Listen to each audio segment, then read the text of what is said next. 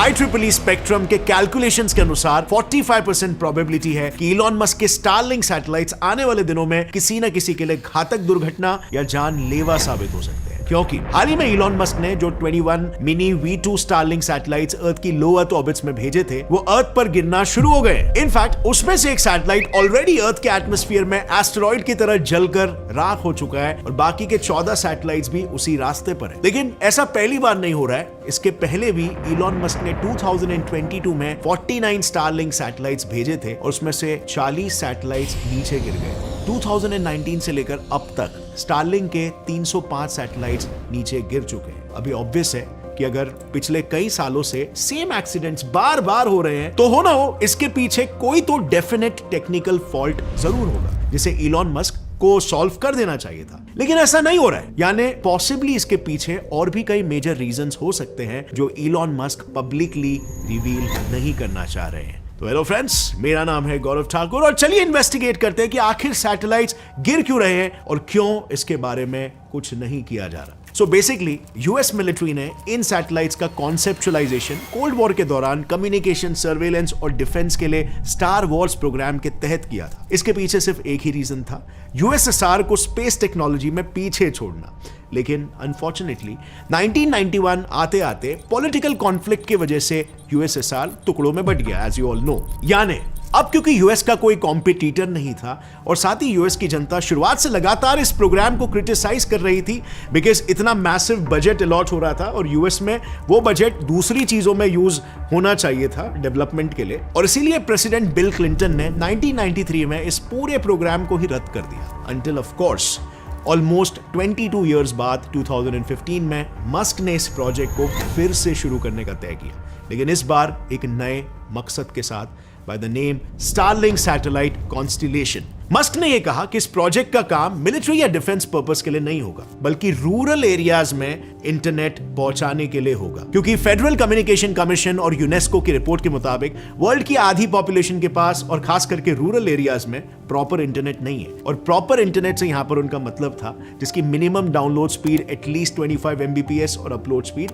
3 Mbps हो। इसके जरिए इंटरनेट के सबसे demanding task like video streaming, downloading और ऑनलाइन गेमिंग भी किया जा सके। अब क्योंकि रूरल एरियाज में कच्ची सड़कें होती है और इसीलिए वहां पर इंटरनेट ऑप्टिकल केबल वायर्स का नेटवर्क फैलाना बहुत ही पेचीदा और महंगा पड़ता है। सो मस्क ने इसे एक चैलेंज के तौर पर लिया और उसके अंतर्गत 2019 से लेकर अब तक वो हर महीने अप्रोक्सीमेटली 40 से 50 सैटेलाइट्स का बैच कंटिन्यूअसली स्पेस में भेज रहा है जो एक दूसरे से एक लेजर के जरिए कनेक्टेड है और इसकी वजह से वो अर्थ से देखने पर एक कॉन्स्टेलेशन की तरह दिखाई देता है। अब अगर देखा जाए तो ये सैटेलाइट्स भी ना वही काम कर रहे हैं जो हमारे कन्वेंशनल जियोसिंक्रोनस सैटेलाइट्स करते हैं, तो इसमें ऐसी क्या खास बात है जो उन सैटेलाइट्स में नहीं है। तो देखो, जियोसिंक्रोनस जीओ सैटेलाइट्स अर्थ से 36,000 किलोमीटर दूर रिवॉल्व करते हैं, जबकि स्टारलिंक सैटेलाइट्स लो अर्थ ऑर्बिट एलईओ सैटेलाइट्स है जो 160 से 2000 किलोमीटर के रेंज में रिवॉल्व करते हैं। अब अगर देखा जाए तो जियो सैटेलाइट्स के दूर होने का एक फायदा है, वो एलईओ स्टारलिंक सैटेलाइट के मुकाबले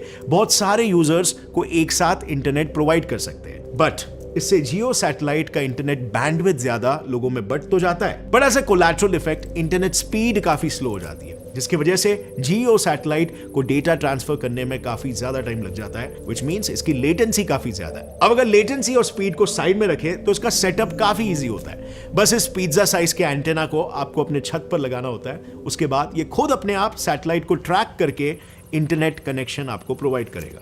इनफैक्ट मस्क ने तो यह तक दावा किया है कि उनकी सैटेलाइट्स में ऑटो डॉज का भी फीचर मौजूद है, मतलब अगर उनकी स्टारलिंक ट्रेन में से एक सैटेलाइट भी अगर मैलफंक्शन करती है तो बाकी के सैटेलाइट्स उससे टकराने के बजाय बगल से ही निकल जाएंगे। अब अगर इसमें ऑटो डॉज जैसा एक हाई टेक फीचर है तो अपने आप को ऑर्बिट में क्यों नहीं रख पा रहा है? जब यही एग्जैक्ट सवाल लोगों ने इलॉन मस्क से पूछा तब उन्होंने स्टारलिंक की खामियां कवर अप करने के लिए कुछ और कहा, मगर हकीकत कुछ और है कि स्पेसएक्स ने सैटेलाइट्स को ऐसे डिजाइन किया है कि जब उनका टेन्योर कंप्लीट हो जाता है वो अपने आप नीचे गिरने लगते हैं। इसके साथ उसने ये भी दावा किया कि उसके सैटेलाइट से किसी को चोट नहीं पहुंचेगी क्योंकि ये अर्थ से टकराने के पहले एटमॉस्फेयर में ही जल जाएंगे। बट यहां पर बात थोड़ी सी हजम नहीं होती। क्योंकि सैटेलाइट्स का टेन्योर तो 5 से 6 साल है, तो ये महीने 2 महीने के अंदर ही क्यों गिर रहे हैं? ऑफ कोर्स यहाँ पर स्पेसएक्स के डिजाइन में कोई ना कोई फॉल्ट है। इनफैक्ट फरवरी 2022 में 40 सैटेलाइट्स के क्रैश होने की वजह तो साफ साफ स्पेसएक्स के इंजीनियर्स की लापरवाही थी। एक्चुअली हुआ यूं कि इन सैटेलाइट्स के लॉन्च के कुछ दिन पहले सन पर एक कोरोनल मास इजेक्शन हुआ, जिससे प्लाज्मा वेव्स जनरेट हुई।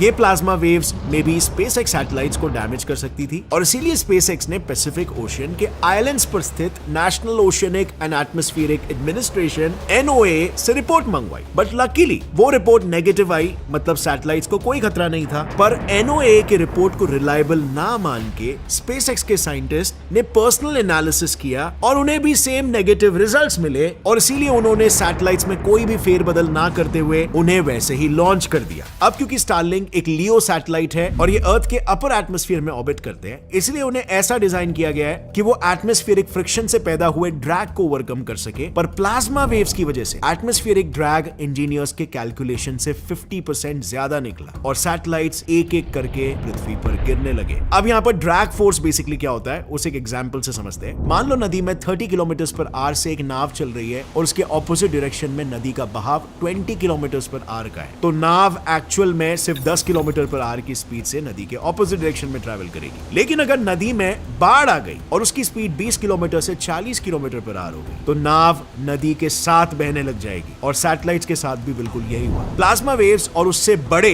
ड्रैग की वजह से वो डी ऑर्बिट होकर नीचे गिरने लग गए। और अब अगर रही बात हाल ही में क्रैश हुए मिनी V2 सैटेलाइट की, तो उसके पीछे का रीजन है टेक्निकल प्रॉब्लम, जिन्हें समझकर अपनी क्वालिटी को बढ़ाने के बजाय इलॉन मस्क ने अपने सैटेलाइट्स की क्वांटिटी को बढ़ाने के बारे में सोचा है। अब आई नो ये सुनने में थोड़ा काउंटर इंट्यूटिव लग रहा होगा, क्योंकि अगर क्वालिटी बढ़ाएंगे तो कम सैटेलाइट्स में भी काम हो सकता है और क्वांटिटी बढ़ाने से प्रोडक्शन कॉस्ट बढ़ता है। सो अब सवाल ये उठता है कि इलॉन मस्क के दिमाग में आखिर चल क्या रहा है? वेल, आप मानोगे नहीं, बट इलॉन मस्क जो गलतियां कर रहे हैं, बात ये है ना, उन गलतियों में ज्यादा प्रॉफिट है। स्पेसएक्स सीईओ ग्वेन शॉर्टवेल के हिसाब से हर एक स्टारलिंक सैटेलाइट का total cost including manufacturing and launching cost $500,000 से भी कम है और सिंगल सैटेलाइट 20 Gbps की स्पीड प्रोवाइड कर सकता है। अब वहीं पर अगर स्टारलिंक के पर मंथ इंटरनेट प्लान की बात करें तो ये $120 में 20 से 100 Mbps की स्पीड प्रोवाइड करता है। तो एवरेज स्पीड पर पर्सन अगर 50 Mbps भी कंसिडर करें तो एक सैटेलाइट 400 यूजर्स को आराम से इंटरनेट प्रोवाइड कर सकता है। यानी एक सैटेलाइट का एनुअल इनकम होगा $576,000, जिसका मतलब एक सैटेलाइट अपना कॉस्ट प्राइस एक ही साल में कवर कर लेगा। पर सैटेलाइट का टेन्योर 5 साल है, तो बाकी के 4 साल वो 400% एक्स्ट्रा प्रॉफिट जनरेट करेगा। और यहां पर तो हमने बात सिर्फ एक ही सर्विस की है, यहां पर एक दूसरा सर्विस भी है जो ये सैटेलाइट प्रोवाइड करेगा और वो है स्पाइंग। अगर आपको याद होगा तो इस प्रोग्राम का सबसे पहला पर्पस डिफेंस और सर्वेलेंस ही था और शायद इसे ही छुपाने के लिए मस्क चीप और फास्ट सैटेलाइट इंटरनेट का ढिंडोरा पीट रहा हो। और बाय द वे, ऐसा सिर्फ मुझे नहीं बल्कि चाइना के प्रेसिडेंट शी जिनपिंग को भी लगता है। उनके मुताबिक यूएस स्टारलिंक को स्पाई वेपन की तरह भी यूज कर सकता है। और बिसाइड्स, यूएस स्टारलिंक के जरिए यूक्रेन को इंटरनेट प्रोवाइड कर रहा है, जिसका इस्तेमाल Ukrainian military Russia Ukraine war में कर रही है। यानी अगेन यूएस वही कर रहा है जो उसने सोवियत दौर में किया था, रशिया की हर चाल पर नजर रखना। इन शॉर्ट, जरूरत पड़ने पर यूएस स्टारलिंक की मदद से अपना जियोपॉलिटिकल एजेंडा भी पूरा कर सकता है और इसीलिए चाइना भी लो अर्थ ऑर्बिट सैटेलाइट की रेस में अब दौड़ लगाने वाला है और आने वाले दिनों में 13,000 LEO इंटरनेट सैटेलाइट्स स्टारलिंक के टक्कर में भेजने वाला है। अब अगर ये सब ऐसे ही चलता रहा तो वो दिन दूर नहीं जब केस्लर इफेक्ट की वजह से स्पेस मिशंस करना इम्पॉसिबल हो जाएगा। इस फिनोमिनान के अनुसार जैसे जैसे सैटेलाइट्स के नंबर्स बढ़ते जाएंगे, वैसे वैसे सैटेलाइट्स के आपस में टकराने के चांसेस बहुत ज्यादा बढ़ जाएंगे और उस टकराव से शुरू होगा कोलिजनल कैस्केडिंग इफेक्ट। आसान भाषा में सैटेलाइट कोलिजन्स का एक चेन रिएक्शन। इससे डस्ट क्लाउड्स बनेंगे जो एस्ट्रोनॉमर्स को comets, asteroid, stars, black holes etcetera को ऑब्जर्व करने में डिफिकल्टी क्रिएट करेंगे। और इसके अलावा सैटेलाइट्स के जले हुए मलबे भारी मात्रा में अर्थ की लो ऑर्बिट्स में घूमने लगेंगे, जिससे हमारे लिए स्पेस मिशंस को सही तरीके से अंजाम देना बहुत ही मुश्किल हो जाएगा, क्योंकि ये मलबे अक्सर उनसे टकराकर उन मिशंस पर पानी फेर देंगे। अब इसे रोकने के सिर्फ 2 उपाय है। पहला, UNOOSA United Nations Office for Outer Space Affairs और एफसीसी जैसी बॉडीज को सैटेलाइट के लिमिटेड लॉन्च से रिलेटेड रूल्स पास करने चाहिए, जिससे केस्लर इफेक्ट की कभी नौबत ही नहीं आए। और दूसरा, स्पेस वेदर के फ्लक्चुएशन और प्लाज्मा वेव्स को अच्छे से स्टडी किया जाए, जिससे सैटेलाइट के मैल फंक्शनिंग और डैमेज को मिनिमम किया जा सके। इनफैक्ट नासा ने तो बहुत पहले ही प्लाज्मा वेव्स को स्टडी करने के लिए एक प्रोब को भी लॉन्च कर दिया था, जो सन को टच करके वापस लौट भी आ चुका है, बहुत सारे सन के मिस्ट्रीज से पर्दा फाश करके। इस पर काफी डिटेल में मैंने एक वीडियो ऑलरेडी बनाया है, जिसे आप यहां पर क्लिक करके देख सकते हो।